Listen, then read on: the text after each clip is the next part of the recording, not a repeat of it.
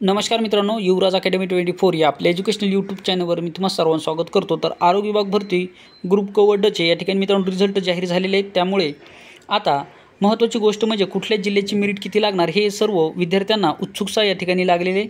तर यासाठी मित्रांनो आपल्याला आता या ठिकाणी महत्त्वाची गोष्ट म्हणजे नॉर्मलायझेशन होऊन सुद्धा मार्क तुमचे या ठिकाणी आलेले आहेत आणि तसं टाकलेलं सुद्धा आहे त्यांनी की तुमचे रॉ मार्क किती होते आणि आता तुम्हाला मिळालेले मार्क किती आहेत हे सर्व त्यांनी या ठिकाणी टाकलेले आहे।